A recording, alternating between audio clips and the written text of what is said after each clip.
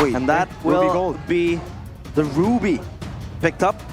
And this means that, yeah, the Roger will go in the hands of Aaron Shiki. So that is going to be a Ruby Roger jungle. Roger jungle. Coming right behind them. Sheathe your swords and raise your banners. The war cries are echoed as the cavalry charges forth. Will they be able to take down the Bulls? It is Rebellion Esports against Team Liquid ID. The cavalry versus the rebellion. Center stage, it's the usurper taking on the king, MATT, and Flavor Flav. See how Flavor Flav performs on the Roger. Not really as flashy as some of the assassins, but in this meta, I feel like it's still very threatening for sure. Suelo already chunked down to half HP actually. That's quite interesting. Showing again the aggressiveness of the Vexana in these situations. But the Litho gonna fall to the hands of Rebellion. It's already a small win, but a flicker already expended in the mid lane there. Looking at the emblems by Indie Home, Wilderness Blessing for the Phobias and the Vexana. So Aran and Yehezkiel are playing that roam game. Everyone else is all focusing on survivability. And Aaron Shiki on the Ruby in particular goes for the Festival of Blood. So when it comes down to it, when it comes to sustaining in the lane, Matt can't really do much. Even though he has the tenacity and the firmness, he can survive from a big burst, but he can only regen coming in from that quantum charge. Yeah, Aaron Shiki goes for the sustain, but X-Win. Forced the flicker out. No flickers for the dual mid in the first minute of the game. This is tremendous for the cavalry. That's expensive. X-Win having to pop the flicker, so did Sway Low. And the turtle fight will probably happen sooner or later, so that is two spells, crucial ones, blown away by Rebellion Esports. Bottom lane, a bit of a skirmish though, you can see there. The carry and the Ruby going at it. Actually walking up with a lead. Aaron Shiki went for a fight in the middle of the wave, trying to make sure that he swings the trade in his balance with the regen he gets from the lane so far. But now, look at this, Yehezkiel in very close quarters. Does have the Eternal Guard just pulled back again. The Lantern Flare is there. X-Win zoned away by Witty. Both teams unable to really contest for the neutral objectives just yet, as Aran only now has gotten level 4. Turtle just ping-ponged around in the pit. Oh, Witty. Staying on with the rotation, Witty with the Revitalize. Oh, that's time of Pendant into the Eternal Guard. Sway Low, no flicker. Aaron walking forward, Crimson Beacon, and the Lantern Flare bring Aaron back. Able to dash away, and that is a free turtle to TLID. Great play by Team Liquid to zone Rebellion out, using the Hylas, using the Ruby, sending it up from the gold lane, using that early game prio to its full benefit. Man, Team Liquid, calculated as always. And for Rebellion, they're trying to find ways to make X-Win work, but before level 4, not a lot of threat. And now even at level 4, Witty can bully him out, man. Not a lot of heroes can shred down this Hylas, and the carry at 3 minutes in the game is not that big of a threat just yet. Yeah, this Roger as well for Fabian is a debut pick. And now, of course, talent predictions by the application Go Pay. Everyone is picking Team Liquid ID, unanimous with the Indonesian desk. I think this is the first time this season that we have a full unanimous decision. Usually Papulong is there somewhere, Lim Kochul is there even. Now we're on the same page. This usually doesn't you know, look too good for the team that we predict, but hopefully that doesn't impact the game. That's true. Fabian has the Wind Talker. This might speed up his speeds up his farming patterns, and also maybe that damage needed in the skirmishes later on. I can't help but feel like the game is relatively slow right here. Both teams are playing it very carefully until a neutral objective is up. And I must say, if that's the situation, it's kind of favors Team Liquid, but look at this. Or Shadow Flicker with the onward cars.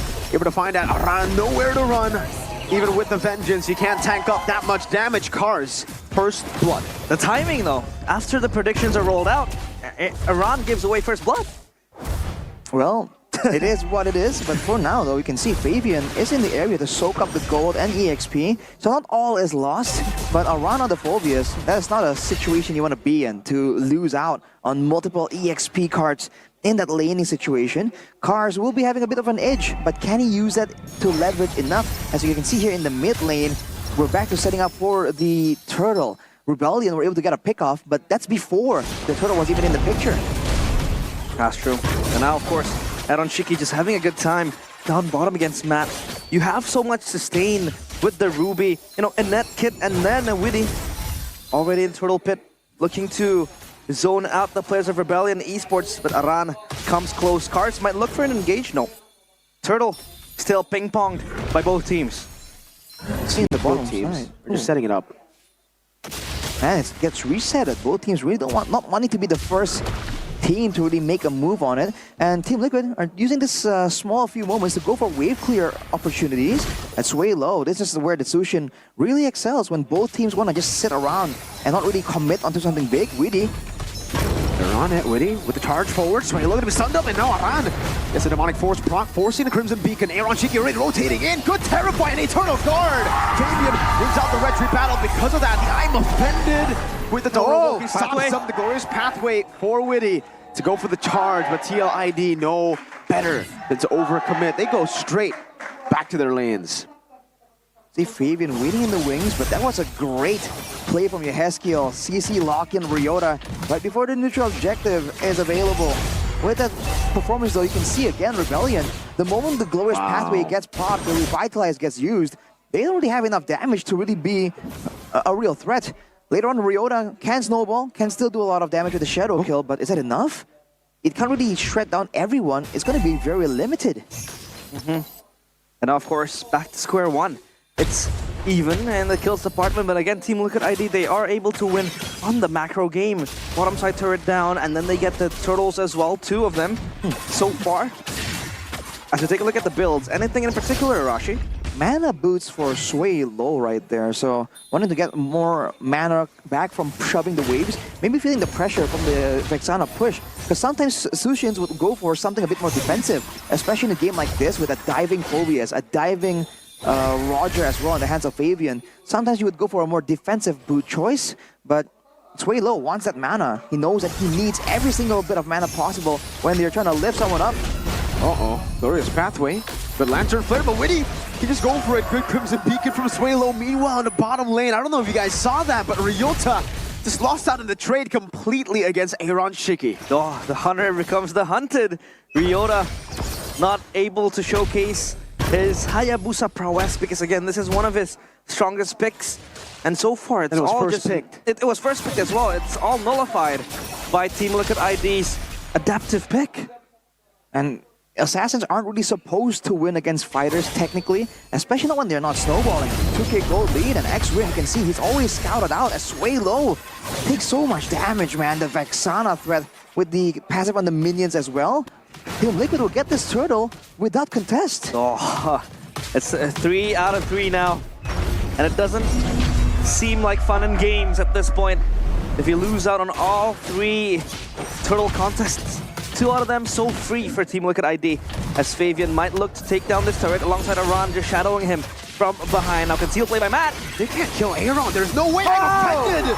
Into the Terrify. They tried to take Aaron Shiki down, but Aaron's the one who took them down. Matt was forced to flicker, or purify rather. Cars with a flicker forward in the Earth Shadow now with Primal Wrap, but Aaron Shiki just locks him down, and it gets turned around again. Witty stomps on his corpse as he's unconscious. Yeheskiel with the Terrify and the Cursed Blast. What an absolute disaster for Rebellion. They tried to go for a pickoff. They played patient for so long. They wanted something, anything. And Team Liquid completely dashed their hopes on the rocks. They lost 2 towers. They lost multiple members. They are now 6,000 gold behind, and they're about to lose their orange buff. The prioritized first pick for Rebellion completely shut down. Yeah, this is just rubbing salt to the wound. And of course, MPL ID X-Streamer. It is, of course, a Team Liquid ID Laura. Shout out to Laura. Shout out. Let's see if she actually realizes that she is on here. Usually it takes a bit of time. Yeah, that's true. We might actually see a TLID play forward before she realizes. But hey, TLID, they know. They know Laura's being featured, so they're not going to go for engagements. Nope, not just yet. And the reaction isn't here just yet, man. Laura, really oblivious to the fact, there you finally go. giving us a bit of an emote. Where's Yaoi? Where is Yaoi? Is that the right person? I don't think so. All right. With Team Liquid having all the control, though, you're seeing that it looks like these waves are kind of left to their own devices, but even in the bottom side, it meets near the turret, so it allows Team Liquid's turret to push it out, actually. So after gathering all the attention to the top side now, immediate rotation to the Lord, And with this sort of positioning, Team Liquid can just go for it. Nothing stopping them. Oh, winning out. Outclassed. Yeah, they're outclassed. Outplayed, basically. Out-macroed. Imagine 3 neutral objectives uncontested by Rebellion Esports when you have the winning lane in Kaja and Carry, the combo as well that you pick up. It's insanity when Team Liquid ID can walk away unscathed with 3 or even 4 objectives. This is scary, man. This is what makes TLID such a scary force, such a scary team in Season 14. They are so intelligent. Their macro game is amazing. Looking at the items though, King Matt finally now has a 3-item power spike, can definitely shred down some of these frontline members, but you know, Rebellion has to find the right fight to do so first. And looking at Iron Shiki, he has the War Axe, he has the Hunter Strike as well as the Queen's Wing, so a lot of utility, a lot of sustainability. And look at X-Win, man, blew it away from the front lines. I can't do anything, and now with the Lord in hand, ushering it towards the top side, Team Liquid ID might look for a siege, but no, they get the turret passive, and that is going to be a valuable resource for them. Yeah, look at the way that they're using these waves, right? In the bottom lane, they pushed it in, and now they're going to have to use another wave. Weedy gets brought back, and Divine Judgment too, but Weedy just goes for the Revitalize. He gets slain, but that's going to be a base turret. TLID, no problem taking that trade. Aaron Shiki with a move forward. That is a base turret with the First Lord, and it's only traded for Weedy. That is value. That is so worth it for TLID. Absolutely still a value play from Team Liquid. And this is why it's just so crazy. Even earlier, they were willing to let go of the tower on the top side. They could have saved it from the minions, but they left it. Because they know the Lord is coming, it's going to push it out. And they were using the time to go into the jungle of Rebellion instead and pressure. Their understanding of control around the map here is just so good. Rebellion can use his Lantern Flare to really scout out, but Swaylo has to be careful, man. He oversteps a bit too much, he gets bursted down. They're 7k gold behind. If Yehezkiel and Fabian go on the same target together, that's too much of a mix of magical and physical.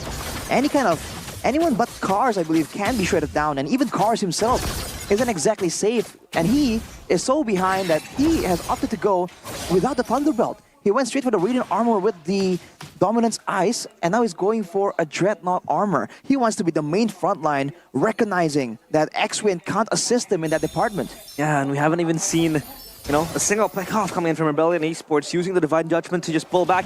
Glorious Pathway! Oh, cut off Swaylo, has a Crimson Beacon, goes in for the Lantern Flare, and TLID knows to respect this. They have a wave in the mid lane though. That's going to be a bit of damage back onto that base turret as they wait patiently for the next Lord to spawn. That's so scary though, the movement speed from the Glorious Pathway, and then you have a wolf just running, trying to eat you in the face. So scary from Team Liquid ID. Now with Witty picking up the Dreadnought as well, gonna be difficult for him to get shredded down. It's really just the carry, but I feel like with the Ruby already picked up for Aaron as well, the idea is not really to sustain through the damage, it's to deny any kind of damage coming in from the party. But look at X-Win! That's a flicker of Divine Judgment with the Crimson Beacon now and onward to lock Aaron Shiki down, but he still fights the defendant onto X-Win as Fabian deals with the back. Aran is just having a field day on this Phobius again. TLID are just so much further ahead. They are 2, 3, 4 steps ahead of Rebellion.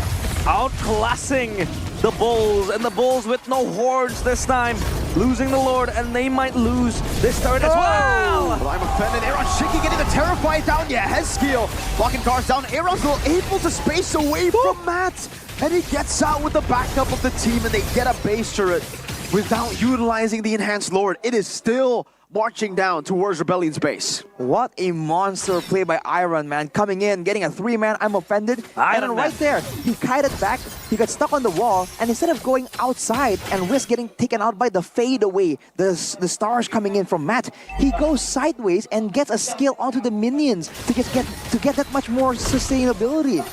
Now Team Liquid with the Lord, they can go for an end right here, but do they want to risk it? Can Rebellion threaten enough? Glorious Pathway, Cars trying to disengage from the team, gets caught by the I'm offended, can't even use the Primal Wrath. It was on cooldown still. Baby with a Lycan Pounce, that's 1, that's 2. Good bit of nature from Matt, but it will not save the base from the Cavalry Charge. The Cavalry charge and strike first, as the Bulls lose their horns, raging no more. The ones raging are the Cavalry. 1-0, Team Liquid ID, strike first. Man, that was a crazy performance from Team Liquid, man. Every single lane, every single part of the map under their control.